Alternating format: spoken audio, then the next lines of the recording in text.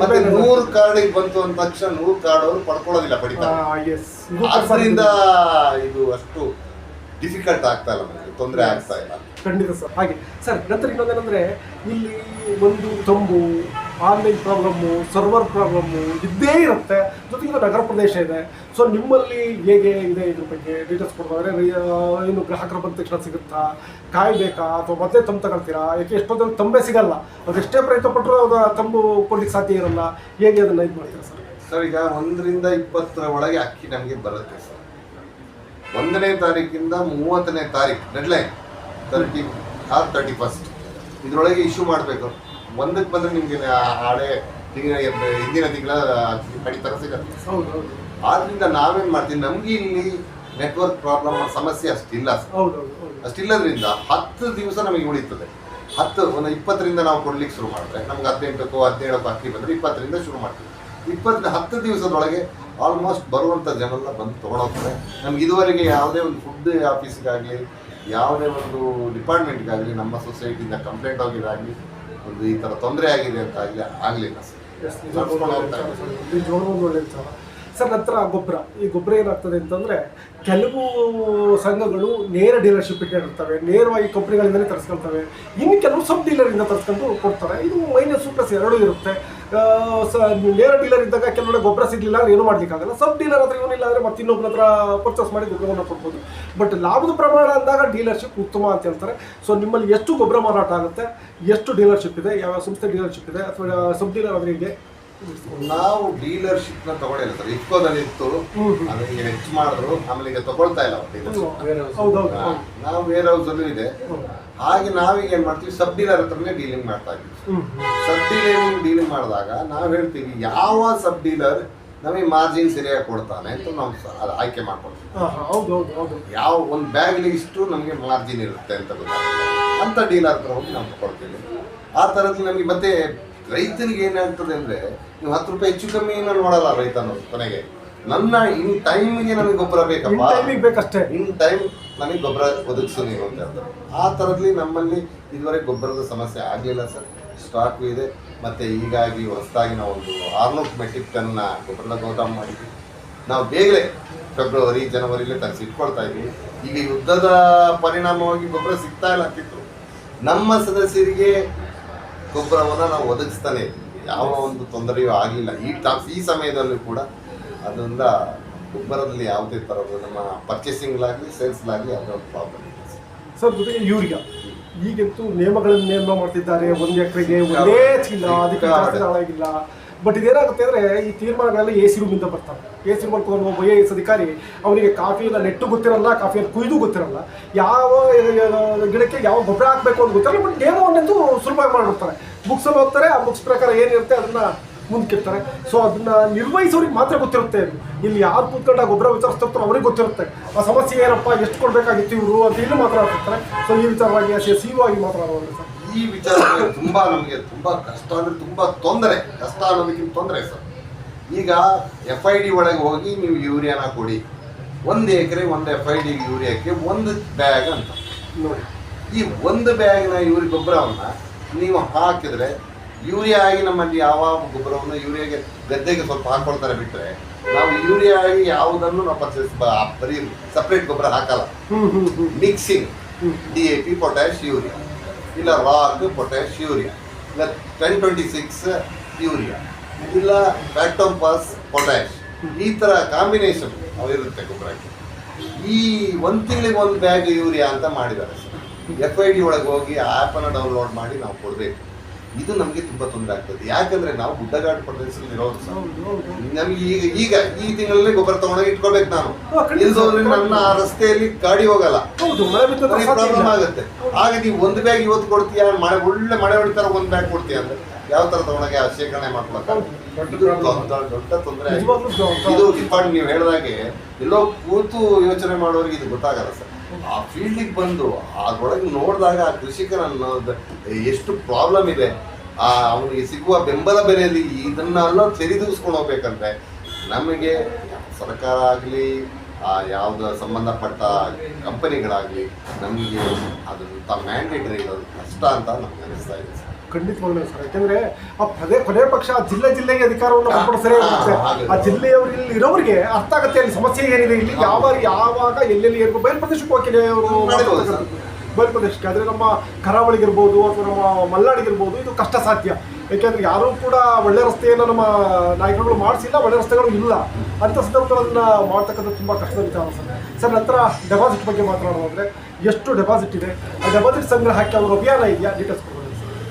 Deposit ಅಭಿಯಾನ ಮಾಡುವಂಥ ಸಮಯ ಇತ್ತು ಸರ್. ಈಗ ನಮಗೆ ನಮ್ಮ ಸಂಘಕ್ಕೆ ಏನು ಸಾಲ ಲೆಂಡ್ ಮಾಡಬೇಕಾಗಿದೆ, ಆ ಲೆಂಡ್ ಮಾಡೋಕ್ಕೆ ಬೇಕಾದಂಥ ಡೆಪಾಸಿಟ್ ಕೊರತೆ ಇಲ್ಲ, ಠೇವಣಿಯ ಕೊರತೆ ಇಲ್ಲ ಸರ್ ನಮಗೆ. ಯಾಕಂದ್ರೆ ನಾವು ಹೋಗಿ ಕ್ಯಾನ್ವಾಸ್ ಮಾಡಿ ತಂದು ಇಲ್ಲಿ ಸಾಲ ಕೊಡಬೇಕನ್ನೋ ಅನಿವಾರ್ಯತೆ ಇತ್ತು ಒಂದು ಕಾಲದಲ್ಲಿ. ಈಗ ಹಾಗಿಲ್ಲ ಸರ್. ಬಂದ ಡೆಪಾಸಿಟ್ ನ ಯಾವ ತರ ಇನ್ವೆಸ್ಟ್ ಮಾಡಬೇಕು ಅಂತ ಯೋಚನೆ ಮಾಡುವಂಗೆ ಬಂದಿದೆ. ಇದು ತುಂಬಾ ಸಂತೋಷದ ವಿಷಯ. ಸಂಘದ ಪ್ರಗತಿ ಹೇಗಿದೆ ಅಂತ ಹೇಳೋದಕ್ಕೆ ಸ್ಟೇಟಸ್ ಇದು ನಿಜವಾಗ್ಲೂ ಒಂದು ಉದಾಹರಣೆ ನಮಗಿದೆ. ಸ್ಯಾಟಿಸ್ಫೈಡ್. ನಮಗೆ ಠೇವಣಿ ಏನಿದೆ ಅದು ನಮಗೆ ತೊಂದರೆ ಇಲ್ಲ, ಸಾಲ ಲೆಂಡಿಂಗು ನಮ್ಗೆ ತೊಂದರೆ ಇಲ್ಲ. ನಿಜವಾಗ್ಲೂ ಯಾಕೆ ಎಲ್ಲಿ ಠೇವಣಿ ಉತ್ತಮವಾಗಿ ಬರ್ತಿದೆಯೋ ಆ ಬ್ಯಾಂಕ್ ಬೆಳೆದಿದೆ ಅಂತ ಅರ್ಥ. ಎಲ್ಲಿ ಠೇವಣಿ ಬರ್ತಿಲ್ವೋ ಈ ಬ್ಯಾಂಕ್ ಪ್ರಾಬ್ಲಮ್ ಇದೆ ಅಂತ ಅರ್ಥ ಗೊತ್ತಾಗ್ತದೆ ಆ ಒಂದು ಇದರಲ್ಲಿ ಠೇವಣಿ ಇದರಲ್ಲಿ ಸರ್. ಎಲ್ಲ ಹಾಗೆ ಅಂತಾರೆ. ಅಂತಿಮವಾಗಿ ಕೇಳ್ತಕ್ಕಂಥದ್ದು ಏನಪ್ಪ ಅಂದರೆ ಲಾಭ. ಏನಪ್ಪ ಎಷ್ಟೆಲ್ಲ ಹೇಳಿದ್ರೆ ಸಂಘ ಎಷ್ಟು ಲಾಭದಲ್ಲಿದೆ ಏನು ಇದೇ ಫೈನಲ್ ಆಗಿ ಬರ್ತಕ್ಕಂಥದ್ದು. ನೀವು ಥರ ಮಾತಾಡೋದು ಸರ್. ಲಾಭದ ವಿಚಾರ ಹೇಳ್ಬೇಕಂದ್ರೆ ಸರ್, ಲಾಭವನ್ನ ತೋರಿಸ್ಕೊಳ್ಬೋದು ಎಷ್ಟು ಬೇಕಾದ್ರೂ ನಾವು. ಖಂಡಿತ ಹೌದು. ನಾವು ಏನನ್ನ ಲಾಭವನ್ನ ಇಲ್ಲಿ ರಿಸರ್ವ್ ಮಾಡಬೇಕಾಗಿದೆ. ಯಾವುದು ಸಂಘದ ಏಳಿಗೆಗೆ ಬೇಕಾದಂತ ಫಂಡ್ಗಳಿವೆ ಅದನ್ನ ರೈಸ್ ಮಾಡಿ ಇಟ್ಕೊಳ್ಳೋದು ನಮ್ಮ ಮುಖ್ಯ ಸರ್. ಲಾಭವನ್ನ ತೋರಿಸಿ ಎಲ್ಲೋ ಜನರನ್ನ ಓಲೈಕೆ ಮಾಡುವಂತದ್ದು ರೀತಿ ಬೇರೆ, ಆದರೆ ನಮ್ಮ ಸಂಘದ ಸ್ಥಿತಿಗತಿಗಳನ್ನ ನೋಡಿ ಲಾಭ ತೋರಿಸ್ಕೊಳ್ಳೋದು ಬೇರೆ. ಆ ಥರದಲ್ಲಿ ಸರ್ ಕೆಟ್ಟ ವಸೂಲಾತಿ NPA ಇಷ್ಟು ಅಂತ ನಾವು ರಿಸರ್ವ್ ಮಾಡಿದ್ದೀವಿ. ಏನು NPA ಉಳ್ಕೊಂಡಿದೆ ಅದಕ್ಕೆ, ಮತ್ತೆ FD ಠೇವಣಿಗಳು ಏನು ಬಂದಿದೆ ಅದಕ್ಕೆ ಕೊಡಬೇಕಾದಂಥ ಬಡ್ಡಿಗಳೇನಿದೆ ಅದನ್ನ ರಿಸರ್ವ್ ಮಾಡ್ತೇವೆ. ಅದನ್ನೆಲ್ಲ ರಿಸರ್ವ್ ಮಾಡಿ ಗ್ರಾಸ್ ಲಾಭ ಬೇರೆ, ನೆಟ್ ಪ್ರಾಫಿಟ್ ಬೇರೆ. ಗ್ರಾಸ್ ಲಾಭ ತಗೊಂಡು ನಾವು 40 ಲಕ್ಷದ ಮೇಲೆ ಇದ್ದೀವಿ ಸರ್. ಆದರೆ ನೆಟ್ಟಿಗೆ ಬಂದಾಗ ನಾವು 15-14 ಲಕ್ಷದಲ್ಲಿ ಲಾಭ ಪ್ರತಿ ವರ್ಷ ನಿರಂತರವಾಗಿ ಬರ್ತಾ ಇದೆ. ಸದಸ್ಯರಿಗೆ 7-6% ಡಿವಿಡೆಂಡ್ ಕೊಡ್ತಾ ಇದ್ದೀವಿ, ಸಿಬ್ಬಂದಿಗಳಿಗೆ ಬೋನಸ್ ಕೊಡ್ತಾ ಇದ್ದೀವಿ. ಆ ಥರದಲ್ಲಿ ಯಾವ ಸುಸ್ಥಿತಿ ಇದೆ. ಎಸ್ ಅಲ್ಲ ಸಾಕು, ಅಷ್ಟಿದ್ರೆ ಸಾಕು ಸರ್. ಸಂಘ ಅಷ್ಟಿದ್ರೆ ಅದು ಉತ್ತಮವಾದಂಥ ಸಂಘ ತರ ಬೆಳೆದಿದೆ ಅಂತ ಅರ್ಥ. ಅಷ್ಟಿದ್ದಂಥ ಸಂದರ್ಭದಲ್ಲಿ ಸರ್ ಜೊತೆಗೆ ಏನಾಗುತ್ತೆ ಅಂತಂದರೆ ಸಾಲವನ್ನು ಕೊಡೋದು ಸುಲಭ. ನಾವು ಆಗ ಮಾತಾಡ್ತಿದ್ದಾಗೆ ಅದು ಕಷ್ಟದ ವಿಚಾರ ಅಲ್ಲ. ಯಾರು ಬೇಕಾದ್ರೂ ಬಂದು ಸಾಲವನ್ನು ತಗೋಪ್ಪ ನಾವು ಸಾಲ ಕೊಡ್ತಾ ಇದ್ದೀವಿ, ಯಾರು ಬೇಕಾದ್ರೂ ಬರ್ತಾರೆ. ಆದರೆ ವಾಪಸ್ ತಗೊಳ್ಳಿದೆಯಲ್ಲ ಸರ್ ತುಂಬ ಕಷ್ಟ. ಇದರಲ್ಲಿ ನಾವು ಆಗಲೇ ಹೇಳಿದಾಗೆ 97% ನಿಮಗೆ ತೊಂದರೆ ಆಗಲ್ಲ. ಫೋನ್ ಮಾಡಿದರೆ ತಂದುಬಿಟ್ಟು ಕಟ್ಟಿ ಹೋಗ್ತಾರೆ ಅಥವಾ ಅವರೇ ಕೇಳ್ಕೊಂಬರ್ತಾರೆ ನನ್ನ ಡ್ಯೂ ಡೇಟ್ ಯಾವತ್ತಪ್ಪ ನಾನು ಹಣ ಕಟ್ಟಬೇಕು ಅಂತ. ಆದರೆ ಇನ್ನು 3% ಜನ ಇರ್ತಾರಲ್ಲ, ಇವ್ರು ನಾವು 3% ಜನ ಅಂತ ಕರಿತೀವಿ. 3% ಜನ ಸ್ವಲ್ಪ ಆದರೆ ನೀವು ಮನೆ ಹತ್ರಕ್ಕೆ ಹೋಗ್ಬೇಕಾಗ್ತದೆ. ಮೊದಲಾಗೆ ಸ್ಟಿಕ್ಕರ್ ಅನ್ಸಂಗಿಲ್ಲ ಅಥವಾ ಡೋರ್ ಬಡಿಯುವಾಗಿಲ್ಲ, ಇಲ್ಲ ಅಂತಂದರೆ ಹೋಗಿ ಕೋರ್ಟ್ಗೆ ಹೋಗುವಾಗಿಲ್ಲ. ತುಂಬ ನಿಯಮಗಳಿದೆ ಈಗ. ಇವೆಲ್ಲವನ್ನು ಮೀರಿ ನೀವು ಅರ್ಥ ಸಾಲವನ್ನು ವಸೂಲು ಮಾಡಬೇಕು. ಇದು ಕಷ್ಟದ ಕೆಲಸ. ಸೊ ಆ ಥರ ಇದ್ದರೆ 100% ವಸೂಲಾತಿ ಆದರೆ ಈ ಪ್ರಶ್ನೆ ನಿಮಗೆ ಅನ್ವಯಿಸಲ್ಲ. ಹೇಳಿ ಸರ್. 100% ವಸೂಲಾತಿ ಅಂತ ನಾನು ಹೇಳ್ಕೊಳ್ಳೋದು ನಮ್ಮಲ್ಲಿ ಇದೆ ಸರ್. ಈಗ 97 ಜನ ಏನು % ಜನ ಬಂದು ಕಟ್ತಿದ್ರು ಅಂತ ಹೇಳೋಂಥ ಸಾಲಗಳು ಇವೆ. ಈಗ ಇತ್ತೀಚೆಗೆ ಇರ್ತೀವಿ. ಕೆಲವು ಸಮಯದ ಹಿಂದೆ ನಾವೇನು ಮಾಡಿದ್ವಿ, ವ್ಯಾಪಾರಸ್ಥರಿಗೆ ಪಿಗ್ನಿ ಸಾಲ, ಓಡಿ ಸಾಲ ಅಂತ ಓವರ್ ಡ್ರಾಫ್ಟ್ ಕೊಡೋದು ಹೋಗ್ತಲ್ಲ, ಅಲ್ಲಿ ನಾವು ಸ್ವಲ್ಪ ಎಡವಿದ್ವಿ ಅಂತ ಅನಿಸ್ತು. ಹೌದು. ಯಾಕಂದ್ರೆ ಇಲ್ಲಿ ಇದಾದ್ರೆ ಈ ಬಾಕಿ ಉಳಿದ ಸಾಲಗಳೆಲ್ಲ ಸದಸ್ಯರಿಗೆ ಕೊಡೋದು, ಪಿಗ್ನಿ ಸಾಲ ಸದಸ್ಯರೇತರಿಗೆ ಕೊಡುವಂತ ಸಾಲ. ಅದರಿಂದ ಅದು ನಮಗೆ ಸ್ವಲ್ಪ ಪ್ರಾಬ್ಲಮ್ ಆಯಿತು. ಆ ಥರದಲ್ಲಿ ಪ್ರಾಬ್ಲಮ್ ಆಯಿತು. ಅದಕ್ಕೆ ಯಾವುದ್ಯಾವುದು ಬೇಕು ಸೂಕ್ತ ಕಾನೂನು ಕ್ರಮಗಳನ್ನ ತಗೊಂಡು ನಾವು ಸೂಕ್ತ ವಸೂಲಾತಿಯನ್ನು ಮಾಡ್ತಾ ಇದ್ದೀವಿ. ಆಗ್ತಾ ಇದೆ. ಎಷ್ಟೋ ಪರ್ಸೆಂಟ್ಲಿತ್ತು, ಈಗ ಎಷ್ಟು ಕಡಿಮೆ ಪರ್ಸೆಂಟೇಜ್ ಬಂದಿದೆ. ಸುಸ್ತಿ ಇದೆ, ಇರ್ತದೆ ಸಾಧಾರಣ ಸುಸ್ತಿ. ಕೋಆಪರೇಟಿವ್ ನ್ಯಾಷನಲ್ ಇದೆ ಸರ್. ನ್ಯಾಷನಲ್ ಯಾಕೆ ಕಾಣ್ಕೊಳ್ಳೋದಿಲ್ಲ ಅಂತಂದ್ರೆ ಸಾಗರದೊಳಗೆ ಇದು ವೈಯಕ್ತಿಕವಾಗಿದೆ ಸರ್. ನಾನು ಹೇಳ್ಬೇಕಂದ್ರೆ cooperative society is A man. ಒಬ್ಬ ಮನುಷ್ಯ ಅಂತ ಹೇಳೋದು ಇದುವರೆಗೆ ತುಂಬಾ ಸಹಕಾರಿಗಳಿಗೆ ಗೊತ್ತಿಲ್ಲ. Cooperative society is A man, ಒಂದು ಮನುಷ್ಯ, ವ್ಯಕ್ತಿ. ಇದು ಸೊಸೈಟಿ ಅನ್ನೋದು ಒಂದು ವ್ಯಕ್ತಿ. ಡಿಮಾನಿಟೈಸೇಷನ್ ಗೊತ್ತಾಯ್ತು ಸರ್. ಅದು ಈಗ ನೀವು ಹೇಳಿರಲ್ಲ, ಇದು ಡಿಮಾನಿಟೈಸೇಷನ್ ಅನ್ನೋದು ಗೊತ್ತಾಯ್ತು. ಆಮೇಲೆ ಗೊತ್ತಾಗಿದ್ದು ನನಗೆ 25,000 ಕೊಟ್ರೆ ನಿಮಗೂ 25,000 ಕೊಡ್ತಾ ಇದ್ರು. ಸೊಸೈಟಿ ಬ್ಯಾಂಕ್ ಅಂತ ಜಾಸ್ತಿ ಕೊಡ್ತಿರ್ಲಿಲ್ಲ ನಿಮಗೆ. ಒಬ್ಬ ಮನುಷ್ಯನ ಟ್ರೀಟ್ ಮಾಡ್ತಿದ್ರು. ಹಾಗೆ ಒಬ್ಬ ವ್ಯಕ್ತಿಗೆ ಸಾಲ ಕೊಡೋದು, ಒಬ್ಬ ವ್ಯಕ್ತಿಗೆ ಸಾಲ ಕೊಡೋದು, ಇದು ಸಹಕಾರಿ ಸಂಸ್ಥೆ ಹುಟ್ಟಿದೆ ಆ ರೀತಿ ಸರ್. Yes, ಏನಂದ್ರೆ ಹಿಂದಿನ ಕಾಲದಲ್ಲಿ ಯಾರೋ ಜಮೀನ್ದಾರನ ಹತ್ರ ದುಡ್ಡು ಇಸ್ಕೊಂಡು ಅವ್ನು ಬೆಳೆ ಬೆಳೀತಿದ್ದ, ಆ ನಂತರ ತಗೊಂಡಾಗ ಇಷ್ಟು ಭತ್ತ ಅಂತ ಕೊಡ್ತಾ ಇದ್ದ. ಇದನ್ನ ನೋಡಿದ್ರು ಕೆಲವು ಸಮಾನ ಮನಸ್ಕರು ಸೇರಿದ್ರು, ಸಮಾನ ಮನಸ್ಕರು ಸೇರಿ ಈ ತರ ಅಲ್ಲ, ನಾವುಗಳೇ ಸೇರಿ ನಾವುಗಳೇ ಅಷ್ಟು ಹಣವನ್ನ ಕ್ರೋಢೀಕರಿಸಿ ನಾವುಗಳೇ ಸಾಲ ತಗೊಂಡ್ರೆ ಅದ್ರಲ್ಲಿ ಬರೋ ಲಾಭ ನಮಗೆ ಉಳಿತವಲ್ಲ ಕಾನ್ಸೆಪ್ಟ್ ಹುಟ್ಟಿದ್ದು ಸಹಕಾರಿ ಸಂಸ್ಥೆ. 100% ಸರಿಯಾದಂತ ವಿಚಾರ ಇದು ಸರ್. ನಂತರ ಇನ್ನೊಂದು ಪ್ರಶ್ನೆ ಏನಂತಂದ್ರೆ ನೋಡಿ, ಈಗ ಇದು ಯಾವುದೋ ರಿಮೋಟೆಡ್ ಏರಿಯಾದಿಲ್ಲ, ರಿಮೋಟೆಡ್ ಏರಿಯಲ್ಲಿ ಇದ್ರೆ ಈ ಕೂಟೂರು ಆ ಥರದ್ದೆಲ್ಲ ಆದರೆ ರಿಮೋಟೆಡ್ ಏರಿಯಾದಿಲ್ಲಪ್ಪ ಇರೋದೇ ಒಂದು ಬ್ಯಾಂಕ್, ಏನು ಮಾಡೋಂಗಿಲ್ಲ, ಅಲ್ಲಿಗೆ ಹೋಗ್ಬೇಕು ಅನಿವಾರ್ಯ ಅಂತ ಬರ್ತಿದ್ರು ಜನ. ಆದರೆ ಇಲ್ಲಿ ನಾನು ತುಂಬ ಬ್ಯಾಂಕ್ಗಳಿದ್ದಾವೆ, ಎಸ್ ಬಿ ಐ ಇದೆ, ಬೇರೆ ಬೇರೆ ತುಂಬ ಬ್ಯಾಂಕ್ಗಳಿವೆ, ಎಚ್ಚೆಗೊಂದು ಬ್ಯಾಂಕ್ ಇದೆ. ಇಷ್ಟೆಲ್ಲ ಬ್ಯಾಂಕ್ ಇದ್ದಾಗ ನಾನು ಯಾಕೆ ನಿಮ್ಮ ಬ್ಯಾಂಕಿಗೆ ಬರಬೇಕು? ಜನ ಯಾಕೆ ಬಂದು ನಿಮ್ಮಲ್ಲಿ ದುಡ್ಡು ಇಡಬೇಕು? ಯಾಕೆ ಬಂದು ನಿಮ್ಮಲ್ಲಿ ವ್ಯವಹಾರ ಮಾಡಬೇಕು? ಇದೆ ಸರ್, ನಾನು ಹೇಳ್ತಾ ಇರೋದು ಇದೆ. ನಮ್ಮಲ್ಲಿ ಎಸ್ ಬಿ ಐ ಇದೆ, ಯೂನಿಯನ್ ಬ್ಯಾಂಕ್ ಇದೆ, ಕೆನರಾ ಬ್ಯಾಂಕ್ ಇದೆ, ಡಿ ಸಿ ಸಿ ಬ್ಯಾಂಕ್ ಇದೆ, ಟೌನ್ ಕೋಆಪರೇಟಿವ್ ಬ್ಯಾಂಕ್ ಇದೆ, ಸೌಹಾರ್ದ ಬ್ಯಾಂಕ್ ಇದೆ. 6 ಬ್ಯಾಂಕ್ಗಳ ನಡುವೆ ನಾವು ನಮ್ಮ ಸಂಸ್ಥೆಯನ್ನು ನಡೆಸಬೇಕಂದಾಗ ನಾವು ಯಾವ ತಂತ್ರಗಾರಿಕೆಯನ್ನು ಉಪಯೋಗಿಸಬೇಕು ಅಂತ ಯೋಚನೆ ಮಾಡಬೇಕು. Correct sir. ಆ ತಂತ್ರಗಾರಿಕೆ ಮುಖ್ಯ ಸರ್. ನಾವಾಗ ಏನು ಮಾಡಬೇಕಂದ್ರೆ ಆಟೋಮೆಟಿಕ್ ನಾವು ಉಪಯೋಗಿಸಬೇಕಾದ ತಂತ್ರ ಸೇವೆ, ಸರ್ವಿಸ್ ಅವ್ರ ಮೋಟೋ ಅಂತ ಹೊರಟಾಗ ಅಲ್ಲಿ ಹೋದ್ರೆ ಸಾಕಪ್ಪ ನಮಗೆ ಇದು ನಮ್ಮ ಕೊಡೋ ಭಾಷೆ ಅಂದಿರ್ತಾರೆ, ಅಲ್ಲಿ ಪೂಜೆ ಬೇರೆ ಆಗಿಪ್ಪ ಕೆಲಸ ಅಂತ ನೋಡಿ ಇಷ್ಟೇ.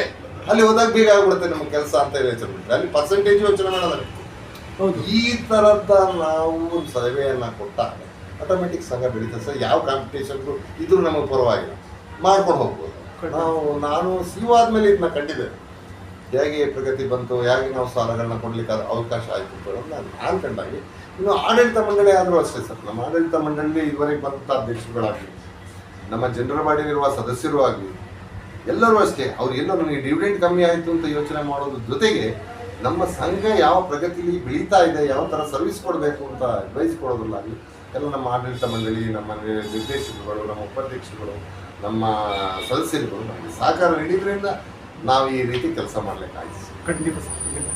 ಸರ್ ಜೊತೆಗೆ ನೋಡಿ, ಕೆಲವೆಡೆ ಏನಾಗುತ್ತೆ ಅಂದರೆ ನಿಮಗೆ ಮೀಟಿಂಗ್ ನೋಡಿದ್ರೆ ಮಂತ್ಲಿ ಒನ್ಸ್ ಮೀಟಿಂಗ್ ಇರುತ್ತೆ, ಮಂತ್ಲಿ ಮೀಟಿಂಗ್ ಮಾಡಲ್ಲ. ಕೆಲವು ಕಡೆ ಸಾಲ ಸಮಿತಿ ಇರುತ್ತೆ. ಈ ಸಾಲ ಸಮಿತಿ ಯಾಕೆ ಮಾಡ್ತಾರೆ ಅಂದರೆ ತಕ್ಷಣ ಬಂದು ಅಧ್ಯಕ್ಷರು ಬರಲಿಕ್ಕಾಗಲ್ಲ, ಉಪಾಧ್ಯಕ್ಷರು ಡೈರೆಕ್ಟರ್ ಬರಲಿಕ್ಕಾಗಲ್ಲ ಅಂತ ಒಂದು ಸಾಲ ಸಮಿತಿಯಲ್ಲಿ ಅಂತಿರ್ತಾರೆ. ಕೆಲವು ವೇಳೆ ರೈತರಿಗೆ ಎಮರ್ಜೆನ್ಸಿ ಬರುತ್ತೆ. ಈಗ ಮದುವೆ 10ನೇ ತಾರೀಕು ಮದುವೆ ಇರುತ್ತೆ ಅವನಿಗೆ, ಹಾಗಂತೇಳಿ ಬೈಲಾದ್ರೆ ಮದುವೆಗೆ ಸಾಲ ಕೊಡಬೇಕು ಅಂತಿಲ್ಲ. ಆದರೂ ಕೂಡ ಕೋಆಪರೇಟಿವ್ ಬ್ಯಾಂಕ್ಗಳು ಬೇರೆ ರೀತಿಯಲ್ಲಿ ಅವನಿಗೆ ಸಹಾಯವನ್ನು ಮಾಡ್ತಾ ಬಂದಿದ್ದಾರೆ. ಮಾಡ್ಬೇಕು, ಆಕ್ಚುಲಿ ಡ್ಯೂಟೀಸ್ ಇದ್ದಾಗೆ ಅದು ನೀಡ್ತಾ ಇರುತ್ತೆ. ಇಲ್ಲಿ ಏನಾಗುತ್ತೆ ಅಂದ್ರೆ ನೋಡಿ, ನೀವು ಅವ್ನು 10ನೇ ತಾರೀಕು ಮದುವೆ ಇದೆ, 10ನೇ ತಾರೀಕು ಒಳಗಡೆ ಸಾಲ ಕೊಡ್ಬೇಕು ಅವನಿಗೆ. ಇಲ್ಲ 20ನೇ ತಾರೀಕು ಕಳೆದ ಸಾಲ ಕೊಡ್ತೀನಿ ಅಂದ್ರೆ ಯೂಸ್ ಆಗಲ್ಲ. ಸೊ ಇಲ್ಲಿ ಸಾಲ ಸಮಿತಿ ಇದ್ರೆ ಇದಕ್ಕೆ ಉಪಯೋಗ ಬರುತ್ತೆ. ಸೊ ನಿಮ್ಮಲ್ಲಿ ಹೇಗೆ ಅಂತ ಸಂದರ್ಭದಲ್ಲಿ ಸಾಲ ಸಮಿತಿ ಇಲ್ಲ ಅಂದ್ರೆ ಯಾವ ರೀತಿಯಲ್ಲಿ ಅದನ್ನ ಸಾಲ್ವ್ ಮಾಡ್ತೀರಾ? ಯಾವ ತರ, ಅಥವಾ ಸಿಒಗೆ ಏನೋ ಅಧಿಕಾರ ಇದೆಯಾ, ಅಥವಾ ಅಧ್ಯಕ್ಷರು ಬಂದು ನೋಡಿದ ನಂತರ ಹೇಗೆ ಸರ್ ಅದು ಸಾಲ? ಹೊಸ ಸಾಲಗಳಾದಾಗ ನಾವು ಮತ್ತೆ ಕೇಳ್ತೇವೆ, ನಮಗೆ ಇಷ್ಟು ದಿನದಲ್ಲಿ ಬೇಕು ಅಂತ ಹೇಳ್ತೇವೆ. ಹೊಸ ಸಾಲಗಳನ್ನೆಲ್ಲ ನಾವು ಮಂಜೂರಾತಿ ತಗೊಂಡೆ ಸ್ಯಾಂಕ್ಷನ್ ಅನಿವಾರ್ಯ. ಹೊಸ ಸಾಲಗಳು ಅನಿವಾರ್ಯ. ಈಗ ಹಳೆ ಸಾಲ ಬರ್ತಾನೆ, ನಾನು ರಿನ್ಯೂವಲ್ ಮಾಡ್ಕೊಳ್ತೇನೆ ಸರ್ ಅಂತ ಬಂದಾಗ ನಮ್ಮ ಅಧ್ಯಕ್ಷರಿಗೆ ಒಂದು ನಾವು ತಿಳಿಸ್ತೇವೆ, ಅವರ ಒಪ್ಪಿಗೆ ತಗೊಂಡು ಸಾಲವನ್ನು ರಿನ್ಯೂವಲ್ ಮಾಡ್ತೇವೆ. ಅಂದರೆ ಮರುಪಾವತಿ ಆದ ನಂತರ ಪುನಃ ನೀಡ್ತೇವೆ. ಅದನ್ನು ನಾವು ಮಾಸಿಕ ಸಭೆಯಲ್ಲಿ ಆ ಪ್ರತಿಯೊಂದು ಸಾಲದ ಪೇಪರ್ಗಳನ್ನ ಇಟ್ಟು ಘಟನೋತ್ತರ ಮಂಜೂರಾತಿ ತಗೊಳ್ತೇವೆ. ಇದು ನಮ್ಮಲ್ಲೇ ನಮ್ಮ ಸೊಸೈಟಿ ಆಗಿ ಘಟನೋತ್ತರ ಮಂಜೂರಾತಿ ತಗೊಳ್ತೇವೆ. ಇದು ಒಳ್ಳೆ ವಿಷಯ. ಯಾಕೆಂದ್ರೆ ಸಿಒಗೆ ಅಧಿಕಾರವನ್ನು ಕೊಟ್ಬಿಟ್ರೆ ಅಷ್ಟು ಪ್ರಾಬ್ಲಮ್ ಆಗಲ್ಲ. ಯಾವ ಟೈಮಿಗೆ ಬೇಕೋ ಆ ಟೈಮಿಗೆ ಅವ್ರು ಕರೆಕ್ಟಾಗಿ ಬ್ಯಾಲೆನ್ಸ್ ಮಾಡ್ತಾರೆ. ಇಲ್ಲಿ ಕೊಡ್ಬೋದಾ ಬೇಡವಾ ಅನ್ನೋ ಒಂದು ವಿಚಾರವನ್ನು ಮುಂದಿಟ್ಟು ಬ್ಯಾಲೆನ್ಸ್ ಮಾಡ್ತಾರೆ. ಸರ್ ಜೊತೆಗೆ ಗೋಲ್ಡ್ ಲೋನ್ ಕೊಡ್ತೀನಿ ಅಂತ ಹೇಳಿದ್ರಿ. ಗೋಲ್ಡ್ ಲೋನ್ ಇದೆಯಲ್ಲ ಸರ್, ತುಂಬ ಡೇಂಜರಸ್ ಅಲ್ಲ ಇದು? ಆನ್ಸರ್ ಹೇಳಲಿಕ್ಕೆ ಸಾಧ್ಯ ಇದ್ರೆ ಹೇಳ್ಬೋದು ನೀವು ಮೀಡಿಯಾ ಮುಂದೆ, ಬೇಡ ಅಂತ ನಾನು ಇದನ್ನ ಮೀಡಿಯಾ ಮುಂದೆ ಹೇಳಲಿಕ್ಕೆ ಏನೊಂದು ಮಾಡಲ್ಲ. ನಮ್ಮಲ್ಲಿ ಇದುವರೆಗೆ ಆ ಥರ ಎಂತ ಪ್ರಾಬ್ಲಮ್ ಆಗಲಿಲ್ಲ, ಅದರಿಂದ ಹೇಳ್ತಿರಲ್ಲ. ಸರಿ, ಹಾಗಾಗಿ ಪ್ರಶ್ನೆ ಕಂಟಿನ್ಯೂ ಮಾಡ್ತೀನಿ ನಾನು. ಏನಾಗುತ್ತೆ ಅಂದರೆ DCC ಬ್ಯಾಂಕಲ್ಲಿ ಕೂಡ ಪ್ರಾಬ್ಲಮ್ ಆಯಿತು. ಗೋಲ್ಡು ಫೇಕ್ ಗೋಲ್ಡ್ ಇಟ್ಟು ಮಂಗಳೂರಲ್ಲಿ ಆಯಿತು, ಎಲ್ಲ ಕಡೆ ನೋಡಿ ತುಂಬ ಕಡೆ ಆಯಿತು. ಇದು ಅಪ್ರೈಸರ್ ತುಂಬ ಇಂಪಾರ್ಟೆಂಟ್ ಆಗ್ತಾರೆ ಇಲ್ಲಿ. ಜೊತೆಗೆ ಅಪ್ರೈಸರ್ ಮನಸ್ಸಿಗೆ ಏನು ಬೇಕಾದ್ರೂ ಮಾಡ್ಬೋದು ನಿಮಗೆ. ಸೊ ಹಾಗಾಗಿ ಸಾಲವನ್ನು ಕೊಟ್ಟಾಗ ಅದನ್ನು ಫಸ್ಟ್ ಒಪಿನಿಯನ್ನು, ಸೆಕೆಂಡ್ ಒಪಿನಿಯನ್ನು ಈ ಥರ ಎಲ್ಲ ತಗೊಳ್ತಕ್ಕಂಥದ್ದು ಇರುತ್ತೆ. ನಿಮ್ಮಲ್ಲಿ ಹೇಗಿದೆ ಪ್ರೋಸೆಸ್? ಇದು ಹೇಳಲಿಕ್ಕೆ ಸಾಧ್ಯ ಇದ್ರೆ ಮಾತ್ರ ಹೇಳಿ, ಇಲ್ಲ ಅಂದರೆ ನಾನು ಮುಕ್ತವಾಗಿ ಹೇಳ್ತೇನೆ. ನಮ್ಮಲ್ಲಿ ಒಂದು ಅಪ್ರೈಸರ್ ಇದ್ದಾರೆ, ಅವ್ರು ಬರ್ತಾರೆ, ಅವ್ರು ತೂಗಿ ನೋಡ್ತಾರೆ, ಎಷ್ಟು ಅಪರಂಜಿ ಇದೆ ನೋಡ್ತಾರೆ, ಈ ಸಾಲಕ್ಕೆ ಎಷ್ಟು ಈ ಆಭರಣಕ್ಕೆ ಎಷ್ಟು ಮೊತ್ತವನ್ನು ಕೊಡ್ಬೋದು ಅಂತ ಹೇಳೋದು ಡಿಸೈಡ್ ಮಾಡ್ತಾರೆ. ಅವ್ರು ಲೋನ್ ಪೇಪರ್ ಮಾಡ್ತೀವಿ, ಕೊಡ್ತೀವಿ. ಪ್ರತಿ ವರ್ಷಕ್ಕೊಂದು ಸಾರಿ ಇನ್ನೊಬ್ಬ ಅಪ್ರೈಸರ್ನ ಕರೆಸಿ, ಬೇರೆ ಅಪ್ರೈಸರ್ನ ಕರೆಸಿ ನಾವು ಅದನ್ನ ತೂಗಿಸ್ತೇವೆ. Second opinion ತಗೊಳ್ತೇವೆ. ಆದ್ರಿಂದ ಇದುವರೆಗೆ ನಮ್ಮಲ್ಲಿ ಆ ಥರ ಫೇಕ್ ಆಗಲಿಲ್ಲ ಅಂತ ಹೇಳೋದೊಂದು. ಆಲ್ಮೋಸ್ಟ್ ಪರಿಚಯದವರು ಇರ್ತಾರೆ. ಮತ್ತೆ ಇನ್ನು ಮುಖ್ಯವಾಗಿ ಏನಂದ್ರೆ ನಮ್ಮಲ್ಲಿ ಸದಸ್ಯರೇ ಹೆಚ್ಚು ಬರೋದು. ಹೌದು, ಈಗ ಇಲ್ಲಿ ಇಟ್ಬಿಟ್ಟು ನಾನು ಓಡೋಗ್ತೀನಿ ಅಂತ ಬರಲ್ಲ. ಹೌದೌದು ಆಲ್ರೆಡಿ ಸಾಲ. ಹಾಗಾಗಿ ನಮ್ಗೆ ಈ ಪ್ರಾಬ್ಲಮ್ ಆಗ್ತಾ ಇಲ್ಲ ಅಂತ ನಮ್ಗೆ ಅನಿಸ್ತದೆ. ಖಂಡಿತ ಸರ್. ಕೋಆಪರೇಟಿವ್ ಬ್ಯಾಂಕ್ಗಳಿಗೆ ಯಾಕಾಯ್ತಾ ಇಲ್ಲ ಇದೇ ಕಾರಣ, ಪರಿಚಯ ಇರ್ತಾರೆ. ಹಾಗಾಗಿ ಮುಖ ಪರಿಚಯ ಇರೋದ್ರಿಂದ ಆಲ್ಮೋಸ್ಟ್ ಅಲ್ಲಿ ಗೊತ್ತಿರ್ತಾರೆ ಯಾರು ಇರ್ತಾವ್ರೆ, ಇವ್ನು ಯಾರೋ ಡೀಟೇಲ್ಸ್ ನಿಮಗೆ ಗೊತ್ತಿರುತ್ತೆ ಇಲ್ಲಿ. ಸೊ ಹಾಗಾಗಿ ಕೋಆಪರೇಟಿವ್ ಅಲ್ಲಿ ಇದು ಒಂದು ಒಳ್ಳೆಯ ವಿಚಾರ ಸರ್. ಸರ್ ನಂತರ ನಿಮ್ಮ ಆಸ್ತಿ ಅಂದರೆ ನಾನು ನಿಮ್ಮ ಹಣಕಾಸಿನ ಬಗ್ಗೆ ಕೇಳ್ತೀನಿ. ಸ್ಥಿರ ಆಸ್ತಿ ಅಂದರೆ ಮನೆ, ಕಟ್ಟಡ, ನಿವೇಶನ ಈ ಥರದ್ದಿದ್ರೆ ಅದರ ಮುಖ ಮೇಲೆ ಎಷ್ಟಿದೆ, ಎಷ್ಟು ವ್ಯಾಲ್ಯೂ ನಿಮ್ಮ ಸಂಘದಲ್ಲಿ ಇದೆ ಇವಾಗ? ನಮ್ದು ಈಗ 13 ಸೆಂಟ್ಸ್ ಜಾಗ ಪೊನ್ನಂಪೇಟೆಯ ಪಟ್ಟಣದ ಹೃದಯ ಭಾಗದಲ್ಲಿದೆ. ಆದ್ರಿಂದ ಇದು 1 ಕೋಟಿ 1.25 ಕೋಟಿಗೆ ಮೇಲೆ ಬೆಲೆ ಬಾಳುತ್ತೆ. ಅದ್ರ ಜೊತೆಗೆ 1 ಕೋಟಿಯ ಗೊಬ್ಬರ ಗೋದಾಮು ಇದೆ, ಒಂದು 60-50 ಲಕ್ಷದ ಒಂದು ಆಫೀಸ್ ಬಿಲ್ಡಿಂಗ್ ಇದೆ, ಮೇಲೆ ಶಾಪಿಂಗ್ ಕಾಂಪ್ಲೆಕ್ಸ್ ಇದೆ. ಇಷ್ಟು ವರ್ತಿನ ಮೌಲ್ಯದ ಸ್ಥಿರ ಆಸ್ತಿಗಳಿವೆ. ಒಟ್ಟು ಅಂತ ಹೇಳಿದ್ರೆ ಒಂದು 2 ಕೋಟಿಯ ಮೌಲ್ಯದ ಆಸ್ತಿ. ಅಂದಾಜು 2 ಕೋಟಿ, 2 ರಿಂದ 3 ಕೋಟಿ ಅಂದಾಜು. ನಿಖರ ಹೇಳಕ್ಕಾಗಲ್ಲ, ಸಾಧ್ಯ ಇಲ್ಲ. ಸರ್ ನಂತರ ಸಿಇಒಗಳ ಸಭೆ ಆಗುತ್ತೆ, ಮೀಟಿಂಗ್ ಆಗುತ್ತೆ. ಸಿಇಒಗಳಿಗೆ ಡಿಸ್ಟ್ರಿಕ್ಟ್ ಮೀಟಿಂಗ್ ಆಗುತ್ತೆ.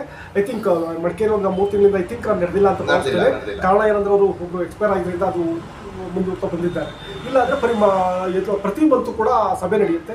ಆ ಸಭೆ ಮಾಡೋ ಉದ್ದೇಶ ಏನಂದರೆ DCC ಬ್ಯಾಂಕಲ್ಲಿ ಆದಂಥ ಬದಲಾವಣೆ ಅಥವಾ ಸಹಕಾರಿ ಇಲಾಖೆಯಲ್ಲಿ ಆದಂಥ ಬದಲಾವಣೆಗಳನ್ನು ನಿಮಗೆ ತಿಳಿಸ್ತಾ ಹೋಗ್ತಾರೆ. ಈ ಥರ ಬದಲಾವಣೆಯನ್ನು ಮಾಡ್ಕೊಳ್ಳಿ, ಈ ಥರ ಸಾಲವನ್ನು ಕೊಡಬೇಕು, ಈ ಥರ ಏನಿದೆ ಅದನ್ನು ತಿಳಿಸ್ತಾ ಹೋಗ್ತಾರೆ. ಕೆಲವು ಎಮರ್ಜೆನ್ಸಿ ಹೇಳ್ತಾರೆ, ನಾಳೆಯಿಂದಲೇ ಈ ಬದಲಾವಣೆಯನ್ನು ಮಾಡ್ಕೋಬೇಕು ಅಂತ. ಆದರೆ ಇಲ್ಲಿ ಮೀಟಿಂಗ್ ಆಗಿದ್ರೆ ನೀವು ಮಾಡಲಿಕ್ಕಾಗಲ್ಲ. ಮೀಟಿಂಗ್ ಹಾಕಿ ಇನ್ನೂ 15 ತಿಂಗಳು ಇರುತ್ತೆ. ಆದರೆ ನೀವು ಮಾತ್ರ ಬೆಳಿಗ್ಗೆನೇ ಇದನ್ನು ಜಾರಿಗೆ ತರಬೇಕು. ಆಗ ಏನು ಮಾಡ್ತೀರಾ, ಆಡಳಿತ ಮಂಡಳಿಯನ್ನು ಯಾವ ಥರ ಅಪ್ರೋಚ್ ಮಾಡ್ತೀರಾ SSEO ಆಗಿ ಮಾತಾಡೋದು? ಸರ್ ಈಗ ಹೇಳ್ತೀರಿ ಮಂತ್ಲಿ ಮಾಸಿಕ ಸಭೆ ಅಂತ ಕರೀತಾರೆ. ಅವರು ಈ ಥರ ಇಂಪ್ಲಿಮೆಂಟ್ ಮಾಡಿ ಅಂತ ಹೇಳೋದಲ್ಲ, ಜೊತೆಗೆ ನಮ್ಮ ಪ್ರಗತಿ ಪರಿಶೀಲನಾ ಸಭೆ ಸರ್. ಎಸ್, ಹೌದು. ಪ್ರಗತಿ ಪರಿಶೀಲನಾ ಸಭೆ ನಮ್ಮ ಸೊಸೈಟಿಯ ಸ್ಟೇಟಸ್, ಪ್ರಗತಿ ಯಾವ ಥರ ಇದೆ, BDP ಯಾವ ಥರ ಇದೆ, ಯಾವ ಥರ ಡೆವಲಪ್ಮೆಂಟ್ ಆಗಿದೆ ಅದನ್ನೂ ಕೇಳುವಂಥ ಒಂದು ಸಭೆ ಆಗಿರ್ತದೆ. ಮತ್ತು ಈ ಥರ ಇದ್ದಾಗ ಈ ಮೊದಲು ಪತ್ರದ ಮುಖೇನ ನಮಗೆ ಯಾವುದೇ ಒಂದು ಸರ್ಕ್ಯುಲರ್ ಬರ್ತಿತ್ತು, ಈ ಥರ ಎಲ್ಲ ಆಗ್ತಿತ್ತು. ಈಗ ಏನಿಲ್ಲ, ನೀವು ಈಗ ಹೇಳಿದ್ರಿ ಯಾವ್ದು ಯಾರೋ ಒಂದು ಕಮಿಟಿ ಕೂರ್ತದೆ, ಡಿಸೈಡ್ ಆಯಿತು, ಒಂದೇ ಕ್ಲಿಕ್ ಒಳಗೆ ಎಲ್ಲ ಪ್ಯಾಕ್ಸ್ಗಳಿಗೆ ಮೇಲ್ ನೋಡಬೇಕಾಗತ್ತೆ. ನಾವು ಮೇಲ್ ನೋಡಿ ಇದು ಸಮಂಜಸ, ನಾವೇ ತೀರ್ಮಾನ ತಗೊಳ್ಬಹುದಾದಂಥ ವಿಷಯವೇ ಅಂತ ಒಂದ್ಸಾರಿ ನೋಡ್ಬೇಕು. ಇದು ಸಂಘಕ್ಕೆ ಪೂರಕವಾಗಿದೆಯಾ ಅಂತ ನೋಡ್ಬೇಕು. ಇದು ಇಲ್ಲ ನಮ್ಮ ಬೋರ್ಡಲ್ಲೇ ತೀರ್ಮಾನ ನಂತರ ತಗೊಳ್ಬೇಕಾದಂಥ ಕಾರ್ಯಕ್ರಮನ ಅಂತ ನೋಡ್ಕೊಂಡು ಆ ಪ್ರಕಾರವಾಗಿ ನಾವು ಏನಿದೆ ಯಾವುದೇ ಒಂದು ನಡವಳಿ ಇದೆ ಅದನ್ನು ನಾವು ಮಾಡ್ತೀವಿ. ಎಸ್, ಖಂಡಿತ ಸರ್. ನಂತರ ಇದೆಲ್ಲಕ್ಕಿಂತ ಇಂಪಾರ್ಟೆಂಟು ನೀವು ಅಂದರೆ ಆಡಳಿತ ಮಂಡಳಿ ಸಿಬ್ಬಂದಿ CEO ಹೇಗೆ ಅಂತಂದರೆ 2 ವೀಲ್ ಇದ್ದಾಗಿ, ಆ ವೀಲ್ ಯಾವ ವೀಲ್ ಪಂಚರ್ ಆದರೂ ಗಾಡಿ ಹೋಗಲ್ಲ, ಗಾಡಿ ಅಲ್ಲಿ ಇರುತ್ತೆ. ಸೊ ನೀವು ಹೊಂದಾಣಿಕೆ, ಬಾಂಧವ್ಯ ತುಂಬ ಇಂಪಾರ್ಟೆಂಟ್. ನೀವೆಷ್ಟು ಹೊಂದಾಣಿಕೆಯಿಂದ ಬಾಂಧವ್ಯದಿಂದ ಕೆಲಸ ಮಾಡ್ತಾರೋ ಸೊ ಅಷ್ಟು ಬ್ಯಾಂಕು ಬೆಳೀತಾ ಹೋಗುತ್ತೆ. ಸೊ ಈ ವಿಚಾರವಾಗಿ ನಿಮ್ಮ ಅಧ್ಯಕ್ಷರ ನಡುವೆ ಮತ್ತು ಸಿಬ್ಬಂದಿ ಮತ್ತು ಆಡಳಿತ ಮಂಡಳಿ ನಡುವೆ ಇರ್ತಕ್ಕಂಥ ಸಂಬಂಧದ ಬಗ್ಗೆ ಮಾತನಾಡೋದ್ರೆ ಅಧ್ಯಕ್ಷರೇ ಹೇಳ್ಬೇಕು.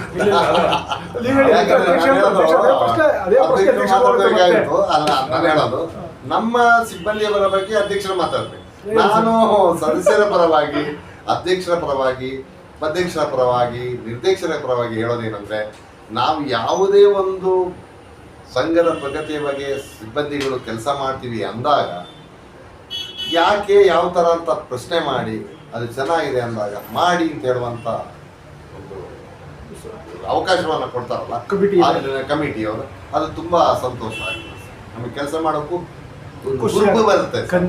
ಈ ಪ್ರತಿಯೊಂದಕ್ಕೂ ನಾವು ಒಂದು ಕೊಕ್ಕೆ ಇದು ಬೇಡ ಯಾಕೆ, ಹಿಂಗೆ ಯಾಕೆ ಅಂತ ಹೇಳಿದಾಗ ನಾನು ಯಾಕಾಗಿ ಪ್ರಯತ್ನ ಮಂಡನೆ ಮಾಡಿದೆ, ವಿಷಯ ಮಂಡನೆ ಮಾಡೋಕ್ಕೆ ಹಿಂಜರಿಕೆ ಬೇಡ.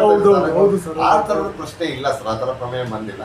ಇನ್ನು ಸಿಬ್ಬಂದಿ ಬಗ್ಗೆ ನಾವು ಸಿಬ್ಬಂದಿಯಾಗಿ ನಾನು ಹೇಳೋದಕ್ಕಿಂತ ಅಧ್ಯಕ್ಷರು ನೋಡಿ ಅಲ್ಲಿ ಉಪಾಧ್ಯಕ್ಷರು ಅನ್ನುತ್ತಾರೆ. ಸದ್ಯಕ್ಕೆ ಅಂತ ಪ್ರಾಬ್ಲಮ್ ಏನು ಆಗಿಲ್ಲ, ನಮಗೆ ಚೆನ್ನಾಗಿ ನಡ್ಸ್ಕೊಂಡು ಹೋಗ್ತಿದ್ದಾರೆ. ನಾವು ಹೇಳುವಾಗಿಲ್ಲ ಸರ್. ನಾನು ನಿಮ್ಮನ್ನ ಮತ್ತೆ ಎಕ್ಸ್ಟ್ರಾ ಮಾತಾಡ್ತಿದ್ದೆ, ನಾನು ಡೈರೆಕ್ಟರ್ಸ್ ಅಂತ ಸುಮ್ಮನಿದ್ದೆ. ಸ್ವಲ್ಪ ಲೇಟ್ ಆಗಿ ಬಂದೆ, ಅಲ್ಲೇ ಕೂತ್ಬಿಟ್ಟು ಮಾತಾಡೋದು. ನಾನು ನೆಕ್ಸ್ಟ್ ನಿಮ್ಮನ್ನೇ ಒಂದು 10 ನಿಮಿಷ ಮಾತಾಡ್ತೀನಿ. ಕೆಲವು ಪ್ರಶ್ನೆಗಳಿದ್ದಾವೆ. ಏನಿಲ್ಲ, ಸಿಬ್ಬಂದಿಗಳು ನಾವು ಹೇಳಬೇಕಾಗಿದೆ ಏನಿಲ್ಲ. ಅವರ ಟೈಮಿಂಗ್ ಏನಿದೆ, ಬರ್ತಾರೆ, ಗೊಬ್ಬರ ಕೊಡೋರು ಅದಕ್ಕೆ ಹೋಗ್ತಿದ್ದಾರೆ, ಮತ್ತು ರೇಷನ್ ಎಲ್ಲ ಮಾಡ್ತಾ ಇದ್ದಾರೆ, ಚೆನ್ನಾಗಿ ಮಾಡ್ತಿದ್ದಾರೆ, ಯಾವ ತೊಂದರೆನೂ ಇಲ್ಲ. ಹಾಂ ಸರ್. ನೀವು ಹೇಳೋದಾದ್ರೆ ಅಧ್ಯಕ್ಷರಾಗಿ ಬೇರೆ ಏನು ಹೇಳೋದು ಏನು ಕಾಣುತ್ತಿಲ್ಲ. ಸದ್ಯದ ಮಟ್ಟಿಗೆ ಸಂಸ್ಥೆ ಚೆನ್ನಾಗಿ ನಡೀತಾ ಇದೆ. ಜೊತೆಗೆ ನಮ್ಮ ಸಿ ಅವರು ಒಳ್ಳೆ ಸಹಕಾರ ನೀಡ್ತಾ ಇದ್ದಾರೆ ನಮಗೆ, ಮತ್ತು ನಮ್ಮ ಸಿಬ್ಬಂದಿಗಳು ಅಷ್ಟೇ ಒಳ್ಳೆ ಸಹಕಾರ ನೀಡಿಕೊಂಡು ನಮಗೆ ಏನು ತೊಂದರೆ ಇಲ್ಲದಂಗೆ ಸಂಸ್ಥೆನ ನಡೆಸ್ಕೊಂಡು ಹೋಗುವಂಥ ಒಂದು ಪರಿಸ್ಥಿತಿನ ತಂದಿದ್ದಾರೆ ಅಂತ ಹೇಳ್ಬಿಟ್ಟು. ಯಾಕೆಂತ ಹೇಳಿದ್ರೆ ಸಿಬ್ಬಂದಿಯವರು ನಮಗೆ 1500 ಮೆಂಬರ್ ಈಗ 1400 ಮೆಂಬರ್ ಲೀವ್ ಅವರೇ ಹೇಳ್ತಾರೆ ನಮಗೆ ಈಗ ಹೋದ್ರೆ ಈ ಕೆಲಸ ಆಗ್ತಾ ಇದೆ ನಮಗೆ, ಅದರಿಂದ ನಮಗೊಂದು ತೃಪ್ತಿ. ಎಸ್ ನೋಡಿ, ಇಲ್ಲಿ ಬಂದು ಪ್ರಶ್ನೆ ಮಾಡ್ಬೇಕಾಗಿಲ್ಲ. ಇಲ್ಲಿ ಕೂಡ್ಲಿಕ್ಕೆ ನಮಗೊಂದು ತೃಪ್ತಿ. ಹೇಳ್ತಿದ್ದಾರಲ್ಲ ನಮ್ಮ ಮೇಲೆ ಯಾವುದು ಗುಂಬೆ ಕೂರಿಸೋದಿಲ್ಲ ಅಂತ, ಅದೇ ಥರ ಮಾಡ್ತಾ ಇದ್ದಾರೆ. CO ಆಗಲಿ ಇಲ್ಲಿರುವ ಸಿಬ್ಬಂದಿಗಳಾಗಲಿ ಅಟೆಂಡರಿಂದ ಹಿಡಿದು CO ಅವರಿಗೆ ಚೆನ್ನಾಗಿ ಕೆಲಸ ಮಾಡ್ತಾರೆ. ಆಗಿದ್ದಾಗ ಮಾತ್ರ ಸರ್ ಬ್ಯಾಂಕ್ ಬೆಳೆಯಲಿಕ್ಕೆ ಅದೇ. ಒಂದು ವೇಳೆಗೆ ಏನಾದ್ರೂ ಇದರಲ್ಲಿ ಯಾವುದೇ ಒಂದು ಡಿಫ್ರೆನ್ಸ್ ಆದ್ರೂ ಕೂಡ ಬ್ಯಾಂಕ್ ಆಟೋಮೆಟಿಕ್ ಹೊರಡೆ ಹೋಗ್ತಾರೆ. ಅವರು ಬರ್ತಕ್ಕಂಥ ಗ್ರಾಹಕರು ಯಾರು ಇಲ್ಲಿ ನಿಲ್ಲಲ್ಲ. ಬಿಡಪ್ಪ ಬೇರೆ ಬ್ಯಾಂಕಿಗೆ ಹೋಗೋಣ ಅಂತ ಹೋಗ್ತಕ್ಕಂಥ ಸಂಖ್ಯೆ ಜಾಸ್ತಿ ಆಗ್ತಾರೆ. ನಾವಾಗ ನೋಡ್ಲಿಕ್ಕೆ ಸಾಧ್ಯ ಆಗಲ್ಲ, ಏನೋ ಈ ಪ್ರಗತಿಯನ್ನು ನೋಡ್ಲಿಕ್ಕೆ ಆಗಲ್ಲ ಸಾಮಾನ್ಯವಾಗಿ. ಸಂಸ್ಥೆಯಲ್ಲಿ ನಮಗೆ ಯಾವ ಸಮಸ್ಯೆ ಇದುವರೆಗೂ ಏನು ಬಂದಿಲ್ಲ. ಸದ್ಯಕ್ಕೆ CO ಅವರು ಚೆನ್ನಾಗಿ ನಡೆಸ್ಕೊಂಡು ಹೋಗ್ತಾ ಇದ್ದಾರೆ, ಮತ್ತು ಆಡಳಿತ ಮಂಡಳಿ ಮತ್ತು ಸಿಬ್ಬಂದಿ ವರ್ಗ ಚೆನ್ನಾಗಿ ನಡೆಸ್ತಾ ಇರೋದ್ರಿಂದ ನಮಗೆ ಯಾವ ತೊಂದರೆನೂ ಇದುವರೆಗೂ ಆಗಿಲ್ಲ. ತೊಂದರೆ ಆಗೋದು ಅಂತ ಹೇಳಿದ್ರೆ ನಮಗೆ ಈ ಗೊಬ್ಬರದ ವಿಷಯ ಸರ್ಕಾರದವರು ಒಂದು ಸುತ್ತೋಲೆ ಹೊರಡಿಸ್ತಾರೆ. ಅದೇ ಸಮಸ್ಯೆ, ಇದೇ ಸಮಸ್ಯೆ. ಯಾಕೆಂತ ಹೇಳಿದ್ರೆ ಕೊಡಗಿನ ಕಾಫಿಯ ಸ್ಥಿತಿಗತಿ ಅವ್ರಿಗೆ ಗೊತ್ತಿಲ್ಲ. ಯಾರೋ ಬಂದೊಂದು IAS ಆಫೀಸರ್ ಕೂತಿರ್ತಾರೆ ಇಲ್ಲಿ. ನಮಗೆ ಗೊಬ್ಬರ ಈಗ ನಾವು ಹೇಳ್ತೀವಿ, ನಾನೇ ಹೇಳ್ತಿದ್ದೇನೆ, ನಾನು ಸ್ವಲ್ಪ ತೋಟ ಇದೆ, ನನಗೆ ಫೆಬ್ರವರಿಯಲ್ಲಿ ಯೂರಿಯಾ ಹಾಕಬೇಕು ತೋಟಕ್ಕೆ ಸ್ಪ್ರಿಂಕ್ಲರ್ ಮಾಡುವಾಗ, ನೋಡಿ ಅದು ಗೊತ್ತಿಲ್ಲ ಅವರಿಗೆ. ನೀವು ಯಾಕೆ ಫೆಬ್ರವರಿ ಮಾರ್ಚಲ್ಲಿ ಗೊಬ್ಬರ ಹಾಕ್ತೀರಾ ಅಂತ ಕೇಳ್ತಾರೆ. ನೋಡಿ, ಉತ್ತರ ಪ್ರದೇಶದಿಂದಲೂ ಅಥವಾ ಬ್ಲಾಸಮಿಗೆ ಒಂದ್ಸರಿ ಕೊಡ್ತೀವಿ ನಾವು, ನೋಡಿ ಅದು ಉದುರದೇ ಇರಲಿ ಅಂತ. ಇದೆಲ್ಲ ಹೇಳಿದ್ರೆ ಅವ್ರಿಗೆ ಅರ್ಥ ಆಗೋದಿಲ್ಲ. ಅವ್ರು ಕೇಳೋದಿಷ್ಟೇ, ನೀವು ಫೆಬ್ರವರಿ ಮಾರ್ಚಲ್ಲಿ ಯಾಕೆ ಗೊಬ್ಬರ ತಗೊಳ್ತೀರಾ? ನಾನು ಒಂದು ಮೀಟಿಂಗ್ ಹೋಗಿದ್ದೆ, ನಾನು ಅಧ್ಯಕ್ಷರೆಲ್ಲ ಹೋಗಿದ್ದು DCC ಬ್ಯಾಂಕಲ್ಲಿ ಒಂದು ಮೀಟಿಂಗ್ ಆಯ್ತು. ಯಾವ ತಲೆ ಸರಿ ಇಲ್ಲದ ಇದೆಲ್ಲ ಮಾಡ್ತಾರೆ, ಅದಕ್ಕೆ ಏನು ಮಾಡ್ಲಿಕ್ಕೆ ಆಗೋದಿಲ್ಲ. ಅದೇ ಸಮಸ್ಯೆ ಸರ್. IAS ಅಧಿಕಾರಿಗಳಿದ್ದಾರಲ್ಲ ಸರ್, ಅವ್ರು ಯಾವುದೋ ರಾಜ್ಯದಿಂದ ಬಂದಿರ್ತಾರೆ, ಕಾಫಿನೇ ಬೆಳೆಯಲ್ಲ. ಕಾಫಿ ಅಂದ್ರೆ ಏನು ಗೊತ್ತಿರಲ್ಲ. ಕಾಫಿ ಬಗ್ಗೆ ಮಾತ್ರ ಅರ್ಥ ಆಗುತ್ತೆ ಅವನಿಗೆ. ಈಗ ನನಗೆ ಗೊತ್ತಿದ್ರೆ ಆ ವಿಚಾರವನ್ನು ನೋಡ್ಕೊಂಡು ಪಕ್ಕದಲ್ಲಿದ್ದೇನೆ. ಕಾಫಿ ಅಂದ್ರೆ ಏನು ಅಂತ ನನಗೆ ಗೊತ್ತಿರುತ್ತೆ, ಭತ್ತ ಅಂದ್ರೆ ಏನು ಅಂತ ನನಗೆ ಗೊತ್ತಿದ್ರೆ ನಾನು ಮಾತಾಡ್ಬೋದು. ಅದು ಗೊತ್ತಿಲ್ಲದಲ್ಲೇ ನೀವು ಹೇಳ್ತಿದ್ರಲ್ಲಿ ಕೆಲ್ಸಕ್ಕೆ ಕೊಡ್ಬೇಕಾಗತ್ತೆ. ಇಲ್ಲ ಅದ್ಯಾಕೆ ಯಾಕೆ ಮಾಡ್ತೀರ, ನಾನೇನೋ ಒಂದು ಬೆಳಿತಾ ಇರ್ತೀನಿ ಅಲ್ಲಿ, ಆ ಬೆಳೆ ಐಡಿಯಾಸ್ ಮಾತ್ರ ಇರ್ತದೆ ನನ್ನಲ್ಲಿ. ಹಾಗಾಗಿ ನಾವು ಹೇಳ್ತಿರ್ತಕ್ಕಂಥದ್ದು ಅದೇ ಸರ್, ಪ್ರತಿ ಸಂಚಿಕೆಯಲ್ಲಿ ಬರ್ತಾ ಇದ್ದೇವೆ. ಈ ಗೊಬ್ಬರದ ವಿಚಾರ ಏನಿದೆ ಇದನ್ನ ಅಲ್ಲಿ ಡಿಸ್ಟ್ರಿಕ್ಟ್ ಆಫೀಸರ್ ಅಥವಾ ಅಲ್ಲಿ ಜಿಲ್ಲೆಯವರು ಇರ್ತಾರಲ್ಲ, DCC ಬ್ಯಾಂಕ್ ಅಧ್ಯಕ್ಷರು ಒಬ್ರಿಗೆ ಬಿಟ್ಬಿಡಿ. ಅವರಿಗೆ ಆ ಜಿಲ್ಲೆಯ ಐಡಿಯಾಸ್ ಇರುತ್ತೆ. ಈ ಜಿಲ್ಲೆಯಲ್ಲಿ ಏನೆಲ್ಲ ಬೆಳೀತಾರೆ, ಯಾವ ಟೈಮ್ಗೆ ಏನು ಹಾಕಬೇಕು, ಅವ್ರು ಕೃಷಿ ಮಾಡಿ ಬಂದಿರ್ತಾರೆ, ಅವ್ರಿಗೆ ಗೊತ್ತಿರುತ್ತೆ. ಅದನ್ನ ಬಿಟ್ಟು ಇವನು ಎಲ್ಲೋ ಯಾವುದೋ ರಾಜ್ಯದಲ್ಲಿ ಬಂದು ಕೂತಿರ್ತಾನೆ, ಅವ್ರಿಗೆ ಕಾಫಿ ಗೊತ್ತಿರಲ್ಲ, ಹತ್ತಿ ಬೆಳೆದಾಗ ಏನು ಗೊತ್ತಿರಲ್ಲ. ಇವನು ಬಂದ್ಬಿಟ್ಟು ನೀನು ಇದಾಕಪ್ಪ ಅಂತ ಹೇಳಿ ಹೇಗೆ ಸಾಧ್ಯ ಆಗುತ್ತೆ? ಈ IAS ಆಫೀಸರ್ಗಳು ಕೆಳಗಿರುವ ಅವರಿಗೆ ಆರ್ಡರ್ ಮಾಡ್ಬಿಡ್ತಾರೆ. ಅವ್ರು ಏನ್ ಮಾಡ್ತಾರೆ, ಲೆಟರ್ ಕಳಿಸ್ತಾರೆ ಅಷ್ಟೇ. ಮತ್ತೆ ವಿರೋಧ ಕಟ್ಕೊಳ್ಳೋದು ಇಲ್ಲಿ ಕೆಳಗಿರುವವರು, ಇಲ್ಲಿ ಪಾಪದವರು ಇವರಿಗೆ ಬೈಗಳ ತಿನ್ನೋದು. ಹೌದು, ಇವರಿಗೆ ಇಲ್ಲಿ ಗೊತ್ತಿರುತ್ತೆ, ಏನೋ ಸತ್ಯ ಗೊತ್ತಿರುತ್ತೆ. ಅವರಿಗೆ ವಿಧಿ ಇಲ್ಲ, ಈಗ ನಾನು ಲೆಟರ್ ಕೊಡ್ಲೇಬೇಕು ಅವರಿಗೆ. ಅವ್ರಿಗೆ ಏನು ಮಾಡೋಕ್ಕಾಗಲ್ಲ, ಏನು ಮಾಡ್ಲಿಕ್ಕೆ. ಯಾಕಂದ್ರೆ IAS ಆಫೀಸರ್ ಕಳ್ಸಿದ ಮೇಲೆ DC ಕಳ್ಸಿದ ಲೆಟರ್ನ ನಾನು ಇಗ್ನೋರ್ ಮಾಡ್ಲಿಕ್ಕೆ ಆಗಲ್ಲ. ಆ ಲೆಟರ್ ನಾನು ಒಪ್ಪಿಗೆ ಕೊಡ್ಲೇಬೇಕಾಗ್ತದೆ. ಒಬ್ಬ ಕ್ಲರ್ಕಾಗಿ ಏನ್ ಮಾಡ್ಲಿಕ್ಕೆ ಆಗ್ತದೆ? ಏನಾಗೋದು ಹಾಗೆ ಅದು ಏನು ಮಾಡುವಂತಿಲ್ಲ ಸರ್. ನಮ್ಮ ದೇಶದ ಸಮಸ್ಯೆ ಅಂದ್ರೆ ಇದು ಸ್ಥಳೀಯವಾಗಿ ಆಡಳಿತ ನಡೆಸ್ತಾ ಇರ್ತಕ್ಕಂಥದ್ದು. ಇದು ನಾನು ಒಂದು ಸಿಬ್ಬಂದಿಯಾಗಿ ನನಗೆ ಇನ್ನೊಂದು IAS ಆಫೀಸರ್ ಆಗಲಿ ಇನ್ನೊಬ್ಬರ ಬಗ್ಗೆ ನಾನು ಮಾತಾಡೋದು ಸರಿಯಲ್ಲ, ಸೂಕ್ತನೂ ಅಲ್ಲ. ಅದಕ್ಕೆ ನಾನು ಮೌನವಾಗಿದ್ದೆ. ಈಗ ಏನಂದ್ರೆ ಇದ್ರ ಪ್ರಾಬ್ಲಮ್ ಯಾಕೆ ನಮಗಾಗುತ್ತೆ ಅಂದ್ರೆ, ನಾವು ಕೃಷಿ ಪತ್ತಿನ ಸಹಕಾರ ಸಂಘದ ಸಿಬ್ಬಂದಿಗಳಿಗೆ ಅವರು ಮಾಡಿದ ಆದೇಶವನ್ನ ಇಂಪ್ಲಿಮೆಂಟ್ ಮಾಡೋದು ನಾವು. ಹೌದು, ಖಂಡಿತ. ನೀನು ಕಳೆದ ವರ್ಷ ನಾನು ಕೇಳಿದಷ್ಟು 3 ಬ್ಯಾಗ್ 5 ಬ್ಯಾಗ್ ಯೂರಿಯಾ ಕೊಟ್ಟೆ, ಈಗ ನೀ ಕೊಡೋದಿಲ್ಲ. ಇದು ನಿಂತ ತಪ್ಪು. ಸರ್ ಅಷ್ಟೇ ಅಲ್ಲ ಸರ್, ನಾವು ಹೇಳಿಕೆಗಳನ್ನ ಕೇಳ್ಬೇಕಂತ ಪ್ರಮೇಯ ಬಂದಿದೆ. ನಿಮ್ಮಲ್ಲಿ ಇಷ್ಟಕ್ಕೆ ಮುಗಿಯುತ್ತೆ. ನೀವು ಬಯಲು ಪ್ರದೇಶಕ್ಕೆ ಹೋಗಿ ಮೊನ್ನೆ ನಾನು ಇದರಲ್ಲೊಂದು ಇಂಟರ್ವ್ಯೂ ಮಾಡಿದೆ. ಅರಸೀಕೆರೆ ತಾಲೂಕು, ಹಾಸನ ಜಿಲ್ಲೆ ಅರಸೀಕೆರೆ ತಾಲೂಕಲ್ಲಿ ತುಂಬಾ ಅದ್ಭುತವಾಗಿ ಬೆಳೆಸಿದ್ದಾರೆ ಸಂಘವನ್ನ. ಅಲ್ಲಿ ಇವರು ಅಧ್ಯಕ್ಷರಾಗಲಿ ಯಾರಾಗಲಿ ಲೆಕ್ಕಕ್ಕೆ ಇಲ್ಲ, CEO ಇಂಪಾರ್ಟೆಂಟ್ ಆ ಸಂಘದೊಳಗಡೆ ಅದ್ಭುತವಾಗಿ ಕಟ್ಟಿದ್ದಾರೆ ಸಂಘವನ್ನ. ಆದ್ರೆ ಅಲ್ಲಿ ಬರ್ತಕ್ಕಂಥ ಭಾಷೆಗಳೇ ಬೇರೆ, ಅದನ್ನ ಕೇಳಲಿಕ್ಕೆ ಆಗಲ್ಲ.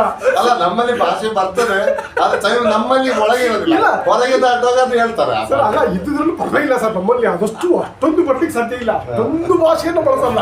ಆ ಭಾಷೆಗಳು ಅವರು ಸರ್ ಪಡಿತರನ್ನು ನಿಲ್ಲಿಸಿದ್ದಾರೆ. ಅವರು ಕೊಡ್ಲಿಕ್ಕಾಗುತ್ತೆ ಪಡಿತರವನ್ನು ಕೊಡ್ತಾ ಇಲ್ಲ. ಕಾರಣ ಏನಾದ್ರು ಇದೆ, ಯಾಕೆಂದ್ರೆ ಅಲ್ಲಿ ಕಡಿಮೆ ಬರುತ್ತೆ. ಅಲ್ಲಿ ಎಲ್ಲರೂ ಬಂದು ಅಕ್ಕಿಯನ್ನು ಪರ್ಚೇಸ್ ಮಾಡ್ತಾರೆ. ಪಾಪ ಅವನಿಗೆ ಮ್ಯಾನೇಜ್ ಮಾಡ್ತಾರೆ. CEO ಕೂತ್ಕೊಂಡು ಹಾಗಾಗಿ ಈ ಮಾತಿದ್ದೀರಿ ಅವ್ರು ಕತ್ತು ಮಾರಿದ್ದಾರೆ ಮೊದಲೇ ಹೊರದು ಅಧ್ಯಕ್ಷರು ಕತ್ತು ಮಾರಿದ್ರು ಅದನ್ನ ಅಂತ ನಮ್ಮಲ್ಲಿ ಇದೇ ಇದೆ. ಅಂದ್ರೆ ನಮ್ಮಲ್ಲಿ ಯಾವ ತಿಂಗಳಿಗೆ ಯಾವ ಪಡಿತರ ವ್ಯಕ್ತಿ ಬಂದ್ರು ಪಡಿತರ ಇದ್ದೇ ಇರುತ್ತೆ. ಯಾಕಂದ್ರೆ ನಮಗೆ 100% ಹೋಗೋದಿಲ್ಲ, ಆದ್ರಿಂದ ಬ್ಯಾಲೆನ್ಸ್ ಇರೋದ್ರಿಂದ ಇದು ನಮ್ಮಲ್ಲಿ ಮ್ಯಾನೇಜ್ ಆಗ್ತದೆ.